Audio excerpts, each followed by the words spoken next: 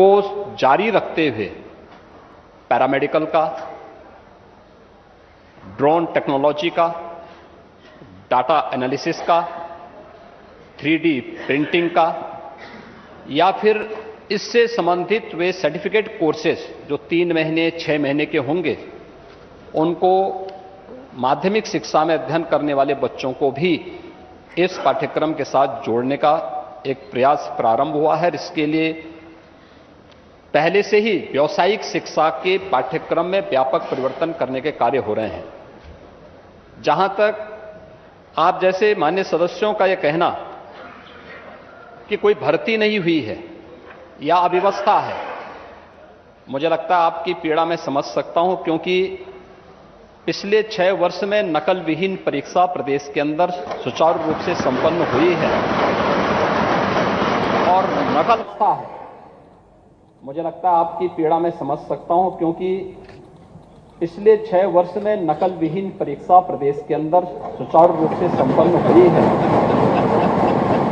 और नकल माफिया पर लगाम कसी गई है।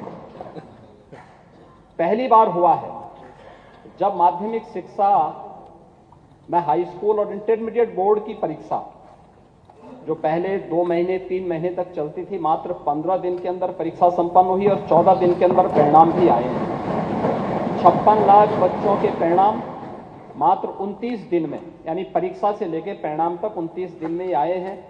यह भी उस रिफॉर्म का परिणाम है जो शिक्षा के क्षेत्र में आज देखने को मिल रहा है।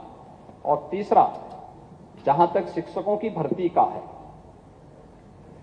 भर्ती की प्रक्रिया में कोई भी मामले न्यायालय में लंबित नहीं है।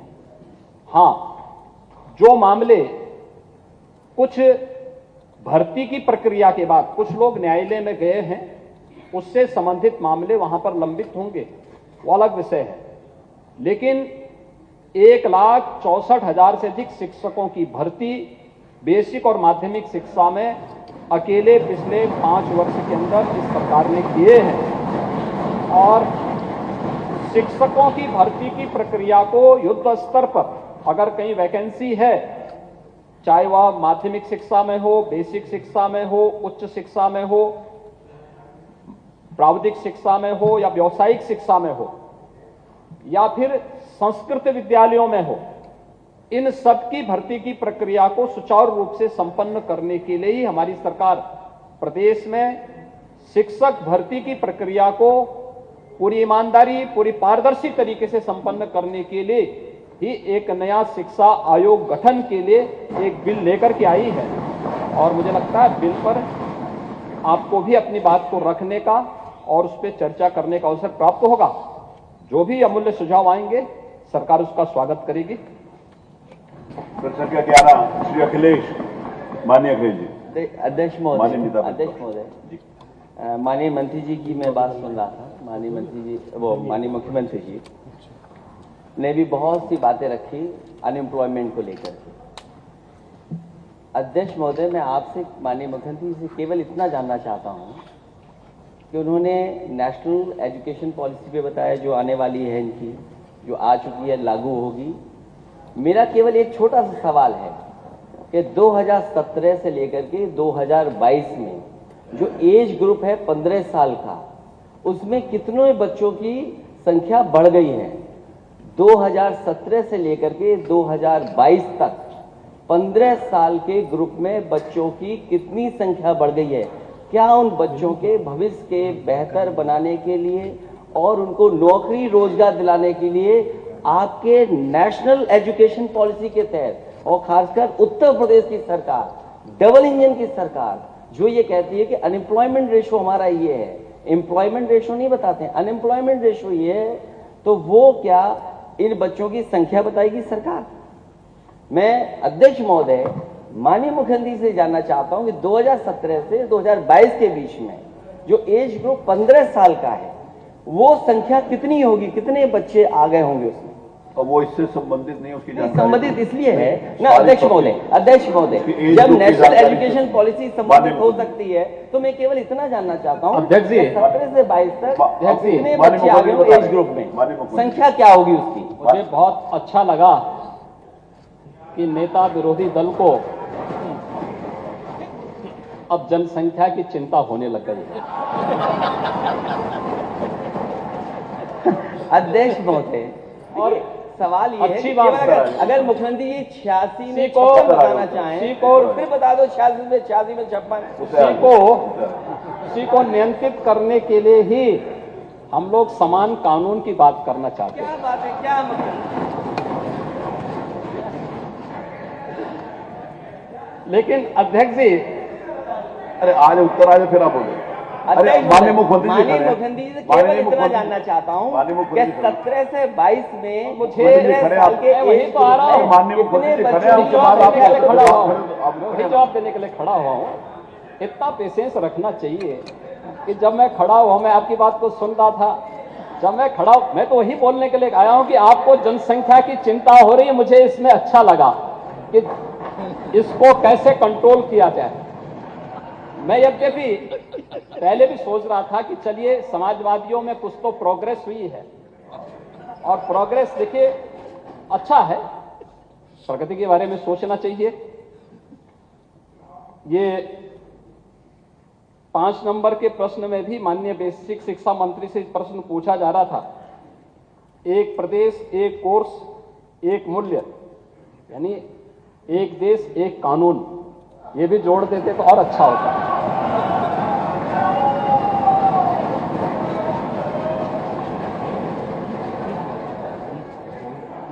सरकार क्या कर रही है, ये तो सर्वे बताते हैं। अनएम्प्लॉयमेंट रेट, अरे उत्तर आ जाए, उत्तर आए फिर आप लाइव तो नहीं है अध्यक्ष जी? अध्यक्ष जी, ये लाइव चल रहा है क्या? लाइव चल रहा है, अच्छा, बहुत धन्यवाद आपका। लाइव। अनएम्प्लॉयमेंट रेट, ये एम्प्लॉयमेंट उपलब्ध कराने पे ही निर्भर करता है। और 2016-17 में उत्तर प्रदेश का अनएम्प्लॉयमेंट रेट 19 से अधिक था, 19% से अधिक था। और आज के दिन पर यह अनएम्प्लॉयमेंट उत्तर प्रदेश का 3 से 4 के बीच में है। ये दिखाता है रोजगार के अवसर सृजित हुए हैं, लोगों को पारदर्शी तरीके से नौकरियां मिल रही हैं, लोगों को ईमानदारी से नौकरी मिल रही है, और नौकरी की कोई भी प्रक्रिया माननीय न्यायालय के द्वारा बीच में इसलिए बाधित नहीं की जाती है क्योंकि माननीय न्यायालय को भी मालूम है कि प्रक्रिया में पारदर्शिता है, प्रक्रिया में पूरी शुचिता है, और पूरी ईमानदारी के साथ सरकार इस कार्यक्रम को आगे बढ़ा रही है। उत्तर प्रदेश के इस परसेप्शन के कारण ही ग्लोबल इन्वेस्टर समिट में 36 लाख करोड़ रुपए के निवेश के प्रस्ताव प्राप्त हुए हैं, जो 1 करोड़ नए नौकरी और रोजगार का सृजन उत्तर प्रदेश के अंदर करेगी। यह भी उत्तर प्रदेश के युवाओं के लिए एक अवसर है, और उत्तर प्रदेश के युवाओं को तकनीकी दृष्टि से सक्षम बनाने के लिए ही 2 करोड़ युवाओं को टैबलेट और स्मार्टफोन उपलब्ध करवाए जा रहे हैं। प्रश्नों का समय समाप्त, बैठिए। प्रश्नों का समय समाप्त, 9 खत्म, बैठिए।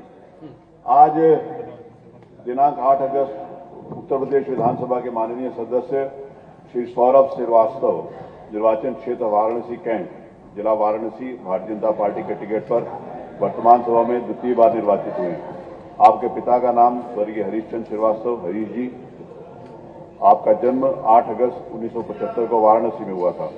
आपने MBA तथा मार्केटिंग तथा सेल्स मैनेजमेंट डिप्लोमा तक शिक्षा ग्रहण की है। आपके जन्म दिवस पर अवसर पर मैं स्वयं और इस सदन की ओर से हार्दिक शुभकामनाएं देता हूं। सौरभ जी करेंगे। एक और सूचना है कि बड़ा कम अवसर होता है जब कोई माननीय सदस्य विधायक बनने के बाद शादी कराता है। हमारे में होती है कि कराता है, जो भी है हो जाती है।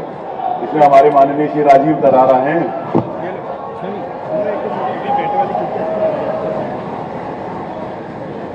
और भी किसी की हुई है तो बता सकता है। तुम्हारी भी हुई है? कब हुई है? कब हुई है? जब हो जाएगी तब बताना। एरिया में दोपहर को लंच के लिए, भोज के लिए बुलाया श्री राजीव दरारा जी ने। उनकी तरफ से मैं सबको इनवाइट कर रहा हूं। नियम 301 के अंतर्गत आज है, पूछिए। मेरा आज एक अतारांकित प्रश्न संख्या 10 लगा था और उसके उत्तर में तारांकित प्रश्नों के संबंध माननीय में इसी व्यवस्था जो संबंध है, बताइए। माननीय मंत्री जी ने, मुख्यमंत्री जी ने उत्तर दिया है कि विभागीय कार्रवाई संस्थित करने हेतु जिला अधिकारी आबलिक जिला उप संचकबंदी अधिकारी अम्बेडकर नगर से अनुरोध किया गया। माननीय मुख्यमंत्री जी अनुरोध कर रहे हैं। आज इस सरकार की प्रतिष्ठा इस तरह से घट गई कि मुख्यमंत्री कार्यवाही करने के लिए जिलाधिकारी और उप संचालक चकबंदी से अनुरोध कर रहे हैं। ऐसा मोदी जी निर्देशित करते हैं, अनुरोध नहीं करते। मैं इस पर आपकी बैठिए। व्यवस्था चाहता हूं। आज नियम 301 के अंतर्गत कुछ 82 सूचनाएं प्राप्त हुई हैं, जिसमें 20 माननीय सदस्यों की सूचनाएं स्वीकार अनुरोध की किया गई। गया। श्री अशरफ अली, श्री विवेकानंद पांडे, श्री अमिताभ वाजपेयी, श्री पंकज सिंह, आपने सुने नहीं? श्री पंकज सिंह नहीं, श्री राजेश त्रिपाठी, श्री देवेंद्र कुमार निम,